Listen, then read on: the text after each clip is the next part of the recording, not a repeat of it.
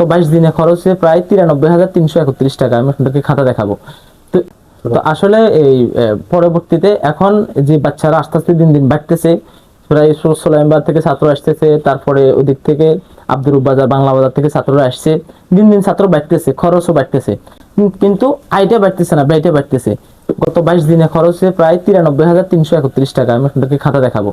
তো বইটা মিলে মানে এখন আমার পক্ষে কেন জানি সম্ভব হচ্ছে, আমি কি পারবো না, আমি আপনার কাছে যাওয়া, পরে আপনার কাছে যাওয়া সেই ভাইয়ের মাধ্যমে কিছু করতে পারি কিনা, বা দেশবাসীর মাধ্যমে আমি একটু জানাই, প্রতিষ্ঠানটাকে একটু তুলে ধরি।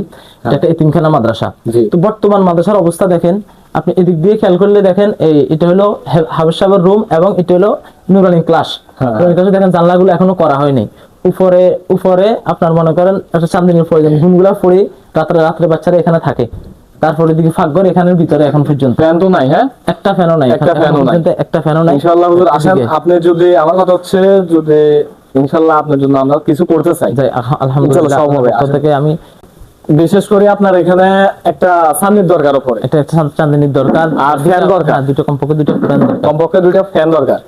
ইনশাআল্লাহ আপনাদের কথা দিতেছি, আমি এই ভিডিও সাক্ষী, আমি আপনাকে কথা দিতেছি, আপনার চান্দিও হয়ে যাবে, উপর ফ্যান হয়ে যাবে। আলহামদুলিল্লাহ, ইনশাআল্লাহ শুধু দোয়া করবেন, ঠিক আছে? আলহামদুলিল্লাহ শুধু দোয়া করবেন এটা। আর সবাইকে বলেন, বাবু বলো ভিডিওটা শেয়ার দিতে বলো সবাইকে। হ্যাঁ বলো, সবাই একটু ভিডিওটা শেয়ার দেন, বলো সবাই একটু ভিডিওটা শেয়ার দেন। হ্যাঁ।